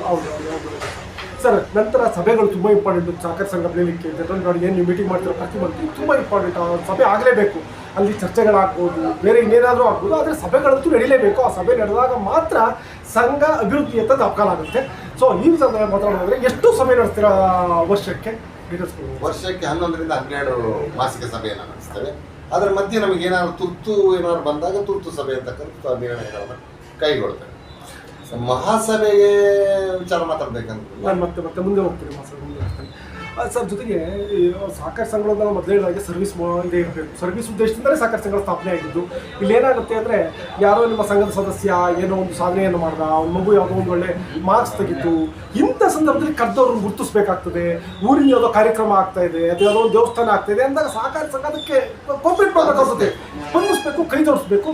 ಆಗ ಮಾತ್ರ ಸಹಕಾರ ಸಂಘ ಇದ್ದದ್ದಕ್ಕೆ ಸಾರ್ಥಕ ಅಂತ ಹೇಳ್ಬೋದು. ಸೊ ಈ ವಿಚಾರದಲ್ಲಿ ಮಾತಾಡೋದು ಸರ್, ಇದರಲ್ಲಿ ನಮ್ಮ ಪೊನ್ನಂಪೇಟೆ ಕೃಷಿ ಪತ್ತಿನ ಸಹಕಾರ ಸಂಘ ತುಂಬ ಉತ್ತಮವಾಗಿ ನಿರ್ವಹಿಸ್ತದೆ. ನಮ್ಮ ಸಂಘದ ಸದಸ್ಯರಲ್ಲಿ ಯಾರು ಹೆಚ್ಚು ಅಂಕ ಪಡೆದಿರುವಂಥ ವ್ಯಕ್ತಿಗಳನ್ನ ಗುರುತಿಸಿ ಅವರಿಗೆ ಬಹುಮಾನ ಕೊಡುವ ಮೂಲಕ ಅವರಿಗೆ ಒಂದು ಸ್ಫೂರ್ತಿಯನ್ನು ನೀಡ್ತಾ ಇದ್ದೇವೆ. ಹಾಗೂ ಇಲ್ಲಿ ಲೋಕಲ್ ಆಗಿ ಕ್ರೀಡಾ ಉತ್ಸವಗಳಾದಾಗ, ಸಾಂಸ್ಕೃತಿಕ ಉತ್ಸವ ಆದಾಗ, ಯಾವುದೋ ಒಂದು ದೇವಾಲಯದ ಏನೋ ಒಂದು ಉತ್ಸವ ಆದಾಗ ನಮ್ಮಲ್ಲಿ ಸಹಪ್ರಾಯೋಜಕ ನಿಧಿ ಅಂತ ಮಾಡ್ಕೊಂಡಿದ್ವಿ. ಅದರಿಂದ ಹಣವನ್ನು ನಾವು ಕೊಡ್ತಾನೆ ಬಂದಿದ್ದೀವಿ. ಈಗ ನಮ್ಮನ್ನು ಊರು ದೇವಸ್ಥಾನ, ನಾಡು ದೇವಸ್ಥಾನ, ಇಂಥ ದೇವಸ್ಥಾನಗಳಿಗೆ ಬೇಕಾದಂಥ ಡೊನೇಷನ್ನು ಸಹಾಯಧನವನ್ನು ನೀಡ್ತಾ ಇದ್ದೀವಿ. ಈಗ ನಾಳೆ ನಾಡ್ದು ನಮ್ಮ ಕನ್ನಡ ಸಾಹಿತ್ಯ ಪರಿಷತ್ನ ಸಮ್ಮೇಳನ ನಡೀತಾ ಇದೆ, ಅದಕ್ಕೂ ಸಮೇತ ನಾವು ಧನ ಸಹಾಯವನ್ನು ನೀಡ್ತಾ ಇದ್ದೀವಿ. ಆ ಥರದಲ್ಲಿ ಎಲ್ಲ ನಾವು ಮಾಡ್ಕೊಂಡಿದ್ದೀವಿ. ನಿಜವಾಗ್ಲೂ ಒಳ್ಳೆ ವಿಷಯ. ಸಹಕಾರ ಸಂಘ ಈಗೆಲ್ಲ ಇದ್ದಾಗಲೇ ಸಹಕಾರ ಸಂಘ ಬೆಳವಣಿಗೆ ಅವರು ಕೂಡ ಏನಂದ್ರೆ ಹತ್ರಕ್ಕೆ ಹೋದಾಗ ಆಗುತ್ತೆ. ನಾವು ಅವ್ರ ಪಕ್ಕ ತಗೊಳ್ತೀನಿ ಅಂದಾಗ ಜನ ನಮ್ಮನ್ನ ಗುರುತಿಸೋದಿಲ್ಲ. ಕೋಪರೇಟಿವ್ ಬ್ಯಾಂಕ್ ಆಗಲ್ಲ, ಬ್ಯಾಂಕ್ ಆಗುತ್ತೆ. ಕೋಪರೇಟಿವ್ ಇರಲ್ಲ, ಅಲ್ಲಿ ಬ್ಯಾಂಕ್ ಆಗುತ್ತೆ. ಬ್ಯಾಂಕ್ ಆಗುತ್ತೆ. ನೋಡಿ ಈಗ ಏಕೆ ಕೋಪರೇಟಿವ್ ಬ್ಯಾಂಕಿಗೆ ಅಂದ್ರೆ ಸರ್, ನಷ್ಟ ಆದ್ರೆ ಇದೊಂದೇ ಸಂಘ ನಷ್ಟ ಆಗುತ್ತೆ. ನೀವು ಬೇರೆ ಸಂಘದಿಂದ ತಂದು ಇಲ್ಲಿ ಬರ್ಸಕ್ಕಾಗಲ್ಲ. ಬ್ಯಾಂಕ್ಗಳಾದ್ರೆ ಆಗಲ್ಲ. ಇಲ್ಲಿ ನಷ್ಟ ಆದ್ರೆ ಇನ್ನೊಂದು ಬ್ಯಾಂಕು ಗೋಡಿ ಕೊಪ್ಕೊಳ್ತಾ ಬಂದ್ಬಿಟ್ಟು ಅದನ್ನ ಇಲ್ಲಿಂದ ಮ್ಯಾನೇಜ್ ಮಾಡ್ತಾರೆ, ಇನ್ನೊಂದೇನೋ ಮಾಡ್ತಾರೆ. ನಿಜವಾಗ್ಲೂ ಇದು ದೊಡ್ಡ ವಿಚಾರ ಸರ್. ನಾವಾದ್ರೂ ನಿಮಗೆ ನಿಮಗೆ ಈ ಸಂಸ್ಥೆ ಅನ್ನೋದು ಒಂದು ವ್ಯಕ್ತಿ ಅಂತ ಹೇಳಿದ್ರು. ಎಸ್, ಖಂಡಿತ ಸರ್. ಅದು ಸಮೂಹ, ವ್ಯಕ್ತಿ ಸರ್. ಇದೇ ಒಂದು ಡಿಫ್ರೆನ್ಸ್. ಇದು ಮೇನ್ ಸರ್. ನಂತರ ನೀವು ಹಂಗೆ ಮಾಡ್ತಿದ್ದೀವಿ ವಾರ್ಷಿಕ ಮಹಾಸಭೆ. ವಾರ್ಷಿಕ ಮಹಾಸಭೆ ಅಂದರೆ ಹಬ್ಬ ಅಂತ ಕರಿತೇವೆ ನಾವು. ಕೋಆಪರೇಟಿವ್ ಬ್ಯಾಂಕಿಗೆ ಅವತ್ತು ಹಬ್ಬದ ದಿನ. ಏಕೆಂದರೆ ನೀವು ನೋಡಿಲ್ಲದೆ ಇರ್ತಕ್ಕಂಥ ಸದಸ್ಯರು ಎಷ್ಟೋ ಜನ ಬರ್ತಾರೆ. ಅಧ್ಯಕ್ಷರು ಅಥವಾ ನಿಮ್ಮ ಇವರಿರ್ತಾರೆ ಆಡಳಿತ ಮಂಡಳಿಯವರು ಚುನಾವಣೆ ನೋಡಿರ್ತಾರೆ, ಅಂಥವ್ರು ಕೂಡ ಅವತ್ತು ಬಂದಿರ್ತಾರೆ. ಅಲ್ಲಿ ಪ್ರಶ್ನೆಗಳು ಕೇಳ್ತಾರೆ, ಕೆಲವು ಕಡೆ ಅದು ಬೇರೆ ಬೇರೆ ರೀತಿ ಪಡ್ಕೊಳ್ಳುತ್ತೆ. ಆದರೆ ಯಾವಾಗ ಆರೋಗ್ಯಕರವಾದಂಥ ಚರ್ಚೆ ಆಗುತ್ತೆ, ಅದು ನಿಜವಾಗಲೂ ಮುಂದಿನ ವರ್ಷಕ್ಕೆ ಪ್ರಯೋಜನ ಆಗುತ್ತೆ. ನೆಕ್ಸ್ಟ್ ಇಯರ್ ನಿಮ್ಮ ಸಂಘದ ಬೆಳವಣಿಗೆಗೆ ಹೆಲ್ಪ್ ಆಗುತ್ತೆ. ಆರೋಗ್ಯಕರವಾದಂಥ ಚರ್ಚೆ ಆದರೆ ಅದ್ರ ಬಿಟ್ಟು ಮತ್ತೊಂದು ಬೇರೆ ರೀತಿಯ ಹೋದರೆ ಅದು ಆ ಸಂಘ ಅಲ್ಲಿಗೆ ನಿಂತು ಹೋಗೋಂಥ ಸ್ಥಿತಿ ಬಂದಿದೆ ಅಂತ ಅರ್ಥ. ಅವ್ರು ಬೇರೆ ಥರ ಚರ್ಚೆ ಮಾಡ್ತಿದ್ದಾರೆ ಅಲ್ಲಿ ಕುತ್ಕೊಂಡು ಅಂತ ಅಂದರೆ. ಸೊ ಈ ವಿಚಾರವಾಗಿ ಮಾತಾಡೋದ್ರೆ ಹೇಗೆ ನಡೆಸ್ತೀರಾ, ಏನೆಲ್ಲ ಕಾರ್ಯಕ್ರಮ ಇರುತ್ತೆ ಅವತ್ತು, ಊಟ ತಿಂಡಿ ಬೇರೆ ಬೇರೆ ಏನು ವ್ಯವಸ್ಥೆ ಇರುತ್ತೆ ಹೇಳಿ ಸರ್. ಸರ್, ನಮ್ಮ ವಾರ್ಷಿಕ ಮಹಾಸಭೆ ಅಜೆಂಡಾ ಅಂದರೆ ನಾವು ಸ್ವಾಗತ ಮಾಡ್ತೀವಿ, ಒಂದು ಗೀತೆ ಹಾಕ್ತೀವಿ. ಆನಂತರ ನಮ್ಮ ಏನು ಕಾರ್ಯಕ್ರಮ ಪಟ್ಟಿ ಇದೆ ಅದಕ್ಕೆ ಕಳಿಸಿದ ಆಹ್ವಾನ ಪತ್ರಿಕೆಯನ್ನು ಓದ್ತೀವಿ. ಆನಂತರ ಜಮಾ ಖರ್ಚು, ನಮ್ಮ ವಾರ್ಷಿಕ ಜಮಾ ಖರ್ಚು ಬ್ಯಾಲೆನ್ಸ್ ಶೀಟು ಏನಿದೆ ಅದನ್ನು ಮಂಡನೆ ಮಾಡ್ತೀವಿ, ಅದನ್ನು ಅನುಮೋದನೆ ತಗೊಳ್ತೀವಿ. ಆ ನಂತರ ಲೆಕ್ಕ ಪರಿಶೋಧಕರು ಯಾರನ್ನ ಮಾಡಬೇಕು ಅಂತ ಆಯ್ಕೆ ಮಾಡ್ತೀವಿ. ಇದು ಕಾರ್ಯಕ್ರಮ ಅಜೆಂಡಾ. ಆ ನಂತರ ಏನಾದ್ರು ಠರಾವುಗಳಿದೆ, ಈಗ ಯಾರು ಒಂದು ವ್ಯಕ್ತಿ ಮಹಾಸಭೆಗೆ ನನಗೆ ಚರ್ಚೆ ಮಾಡಬೇಕು ಅಂತ ಒಂದು ಹೇಳಿಕೊಟ್ರೆ ಆ ಬೋರ್ಡ್ ಅದನ್ನು ಈ ಬಗ್ಗೆ ಏನು ಚರ್ಚೆ ನಿರ್ಣಯ ತಗೊಳ್ಬೇಕು ಅಂತ ಮಾಡಿ ಅದನ್ನು ಮಂಡನೆ ಮಾಡ್ತೀವಿ, ಅದು ಮಹಾಸಭೆಗೆ ಹೇಳ್ತೀವಿ. ಆ ನಂತರ ಅಧ್ಯಕ್ಷರು ಪ್ರಾಸ್ತಾವಿಕ ಮುಕ್ತಾಯವನ್ನು ಭಾಷಣ ಮಾಡ್ತಾರೆ. ಪ್ರತಿಯೊಂದು ಮಾಹಿತಿಯನ್ನು ನೀವು ಎಲ್ಲಿ ಆ ಮಹಾಸಭೆಯಲ್ಲಿ ತೊಂದರೆ ಆಗ್ತದೆ ಅಂದರೆ, ನೀವು ಮಾಹಿತಿಗಳನ್ನು ಒದಗಿಸುವ ಕೊರತೆಗಳು ಕಂಡಾಗ ಮಾತ್ರ ಇದು ಬರ್ತಿದೆ, ಯಾಕೆ ನೀವು ಕೊಡಲಿಲ್ಲ ಅಂತ ಹೇಳೋ ಪ್ರಶ್ನೆ ಬಂದಾಗಲೇ ಅದು ಉದ್ಭವಿಸೋದು. ಅದೇ ರೀತಿ ನಾವು ಮಹಾಸಭಾ ಪುಸ್ತಕ ಏನಿರ್ತದೆ, ಮಹಾಸಭೆಯ ಪುಸ್ತಕದಲ್ಲಿ ಎಲ್ಲವನ್ನು ಹಿಂದಿನ ಆಡಳಿತ ಮಂಡಳಿ ನಿರ್ಣಯ, ಈಗಿನ ಆಡಳಿತ ಮಂಡಳಿ ನಿರ್ಣಯ, ಹಿಂದಿನ ಮಹಾಸಭೆಯಲ್ಲಿ ತೆಗೆದುಕೊಂಡ ಕಾರ್ಯಕ್ರಮಗಳಿಗೆ ಏನು ನಾವೀಗ ಅದನ್ನು ಇಂಪ್ಲಿಮೆಂಟ್ ಮಾಡಿದ್ದೀವಿ, ಆ ಬಗ್ಗೆ ಎಲ್ಲ ಆಗುವಂಥ ಒಂದು ಪುಸ್ತಕ 100 ಪೇಜ್ ಅಂತ ಬುಕ್ಕನ್ನು ಕೊಟ್ಟು ಅದರೊಳಗಿರೋ ಪುಟವಾರು ನಾವು ಓದ್ಕೊಂಡೋಗಿ ನಾವು ಆ ನಿರ್ಣಯವನ್ನು ತಗೊಳ್ತೀವಿ. ಮತ್ತೆ ಬಂದಾಗ ಸಭೆಗೆ ಅಧ್ಯಕ್ಷರು, ಆಡಳಿತ ಮಂಡಳಿಯವರು ಹೇಗೆ ಒಂದು ಮದುವೆಗೊಬ್ಬ ಆಹ್ವಾನಿತ ವ್ಯಕ್ತಿ ಬರ್ತಾನೆ ಆ ಥರ ಎಲ್ಲರನ್ನ ಸ್ವಾಗತಿಸ್ತೀವಿ ಸರ್. ನಮ್ಮ ಸಂಘದಲ್ಲಿ, ನಾನು ಇನ್ನೊಂದು ಸಂಘವನ್ನು ಏನು ಹೇಳಲ್ಲ, ತುಂಬಾ ಚೆನ್ನಾಗಿ ಸ್ವಾಗತಿಸ್ತೀವಿ. ನಮ್ಗೆ ಒಂದ್ಸಲ ಸಂತೋಷ ಆಗುತ್ತೆ. ಎಷ್ಟೋ ಒಂದು ವರ್ಷ ಬಿಟ್ಟು ಬಂದೆ, ಒಂದು ಬರೀ ಯಾರು ಸಾಲಗಾರ ಮಾತ್ರ ಕಾಣ್ತಾ ಇರ್ತಾನೆ, ಸಾಲೇತರರು ಇರ್ತಾರೆ ನೋಡಿ, ಅವ್ರು ಬರ್ತಾರೆ, ಅವ್ರನ್ನ ಮಾತಾಡ್ಸೋದು, ಅವರಿಗೆ ತಗೊಳ್ಳಿ ಕಾಫಿ ಟೀ ಅನ್ನೋದು, ಕಾಫಿ ಟೀ ತಿಂಡಿಯ ವ್ಯವಸ್ಥೆ ಮಾಡಿರ್ತೀವಿ ಸರ್. ಕಾಫಿ ಟೀ ತಗೊಳ್ತಾರೆ, ಆ ನಂತರ ಸ್ವಲ್ಪ ಸಭೆಯಲ್ಲಿ ಚರ್ಚಿಸ್ಕೊಳ್ತಾರೆ. ನಂತರ ಅವರಿಗೆ ಊಟದ ಭತ್ಯೆಯನ್ನ ಕೊಡ್ತಾ ಇದೀವಿ ನಾವು. ಊಟವನ್ನ ವ್ಯವಸ್ಥೆ ಮಾಡೋದು ಸ್ವಲ್ಪ ಕಷ್ಟ ಅಂತ ಊಟದ ಭತ್ಯೆ ಕಳಿಸ್ತೀವಿ ಸರ್. ಒಟ್ಟು ಎಷ್ಟು ಸದಸ್ಯರಿದ್ದಾರೆ, ಶೇರಿನ ಮುಖಬೆಲೆ ಎಷ್ಟಿದೆ, ಯಾರಿಲ್ಲಿ ಶೇರ್ ಹಾಕ್ಬೋದು, ಜೊತೆ ಕೆಲವು ಬ್ಯಾಂಕ್ಗಳಲ್ಲಿ ABCD ಅಂತ 4 ವರ್ಗದ ಶೇರ್ ಇರುತ್ತೆ, ನಿಮ್ಮಲ್ಲಿ ಎಷ್ಟಿರುತ್ತೆ, ಯಾರು ವೋಟಿಂಗ್ ಪವರ್ ಇರುತ್ತೆ, ಅದರಲ್ಲಿ ಡೀಟೇಲ್ಸ್ ಕೊಡ್ಬೋದು ಸರ್. ಸರ್ ನಮ್ಮಲ್ಲಿ A ಕ್ಲಾಸ್ ಶೇರ್ ಅಂತ ಒಂದಿರುತ್ತೆ ಸರ್. A ಕ್ಲಾಸ್ ಶೇರ್ ಅದು ನಮ್ಮ ಸದಸ್ಯರ ಶೇರ್, ಅದರ ಮುಖಬೆಲೆ 1000 ರೂಪಾಯಿ ಸರ್. ಶೇರನ್ನು ನಾವು ಎಕ್ಸ್ಟ್ರಾ ಕಟ್ತೀವಿ ಅಂತ ಬಂದರೆ ನಾವು ತಗೊಳ್ಳಲ್ಲ ಸರ್. ನಾವು ಏನು ಸಾಲ ಕೊಡ್ತೀವಿ ಆ ಸಾಲದ ಮೇಲೆ ಇಷ್ಟು % ಶೇರನ್ನು ಡಿಡಕ್ಟ್ ಮಾಡಿ ಇಟ್ಕೊಳ್ತೀವಿ ಅಷ್ಟೇ. ಬಿಟ್ಟರೆ ನಾನೊಂದು 10 ಶೇರ್ ಹಾಕ್ಬಿಡ್ತೀನಿ ಅಂತ ಇಲ್ಲ, ಶೇರಿನ ಆಟ ನಮ್ಮಲ್ಲಿ ನಡೆಯಲ್ಲ. ಶೇರ್ ಇಟ್ಕೊಂಡು ಅದು ಯಾಕೆ ಬರ್ತದೆ ಅಂದರೆ ಶೇರ್ನ ಪ್ರಮೇಯ ಆ ಥರ ಬೇಕು, ಶೇರ್ ಕಲೆಕ್ಟ್ ಮಾಡಬೇಕು ಅಂತ. ನಿಮ್ಮಲ್ಲಿ ಠೇವಣಿ ಕಡಿಮೆ ಆದಾಗ ನೀವು ಈ ಅನಿವಾರ್ಯತೆಯಲ್ಲಿ ಫಿಲ್ಫಿಲ್ ಮಾಡೋಕ್ಕೆ ಶೇರ್ ಕೊಡಪ್ಪ, ನಿಮಗೆ ಡಿವಿಡೆಂಟ್ ಕೊಡ್ತೀನಿ ಅಂತ ಹೇಳ್ತೀವಿ. ಆ ಥರದಲ್ಲಿ ಬರ್ತದೆ ಹೊರತು ನಮ್ಮಲ್ಲಿ A ವರ್ಗದ ಶೇರು ಪೂರ್ಣಾವಧಿ ಸದಸ್ಯರು ಅವರ ಅಜೀವ ಸದಸ್ಯತ್ವ, ಅದು ಅವ್ರ ಜೀವನ ಇರೋ ತನಕ ಅವರಿಗೆ ವೋಟಿಂಗ್ ರೈಟ್ಸ್ ಇರುತ್ತೆ, ಅವರಿಗೆ ಎಲ್ಲ ಹಕ್ಕುಗಳು ಇರುತ್ತೆ. ಸಂಘದ ಯಾವುದೇ ಒಂದು ಇದನ್ನು ಪ್ರಶ್ನೆ ಮಾಡುವ ಅಧಿಕಾರವೂ ಇರುತ್ತೆ. ಇನ್ನೊಂದು B ಕ್ಲಾಸ್ ಶೇರ್ ಅಂದರೆ ಈ ನಾಮಿನಲ್ ಶೇರ್ ಅಂತ ತಗೊಳ್ತೀವಿ. ನಾವು ಸಂಘದ ಸದಸ್ಯರಲ್ಲದವ ನಾಮಿನಲ್ ಆಗಿ ತಗೊಳ್ತೀವಿ. ಒಂದು 250 ರೂಪಾಯಿ ಕೊಟ್ಟು ನೀನೊಂದು SB ಓಪನ್ ಮಾಡಬೇಕಂದ್ರೆ ನಿನ್ನ ನಾಮಿನಲ್ ಮಾಡಬೇಕಪ್ಪ, ಇನ್ನೊಂದು ನಾಮನಿರ್ದೇಶನ ಮಾಡ್ಕೊಳ್ತೀವಿ, ಅದು ನಾಮ ಸದಸ್ಯ ಮಾಡ್ಕೊಳ್ತೀವಿ. ನಾಮ ಮಾತ್ರದ ಸದಸ್ಯ, ಆತನಿಗೆ ವೋಟಿಂಗ್ ಹಕ್ಕಿಲ್ಲ, ಮಹಾಸಭೆಗೆ ಅಟೆಂಡ್ ಆಗುವ ಅಧಿಕಾರ ಇಲ್ಲ, ಏನೂ ಇಲ್ಲ. ಒಂದು ವರ್ಷಕ್ಕೆ ಒಂದು ಸದಸ್ಯ ಆಗಿತ್ತು, ನಾಮ ಅಷ್ಟೇ. ಇನ್ನೊಂದು C ಕ್ಲಾಸ್ ಇದೆ, ಇತರ ಸಂಸ್ಥೆಗಳ ಪಾಲು ಅಂತಂದು, ಇತರ ಸಂಸ್ಥೆಗಳ ಪಾಲು ಅಂತಂದು ಇರುತ್ತೆ. ಅದೊಂದು ಅಷ್ಟು, ಅದೊಂದು ಇಷ್ಟು ಶೇರ್ಸ್ಗಳ ಬಗ್ಗೆ ಸರ್. ನಂದೊಂದು 1447 ಶೇರ್ ಸದಸ್ಯರಿದ್ದಾರೆ ಮಾರ್ಚ್ ಅಂತ್ಯಕ್ಕೆ. 1,40,40,00,000 ಶೇರ್ ಇದೆ.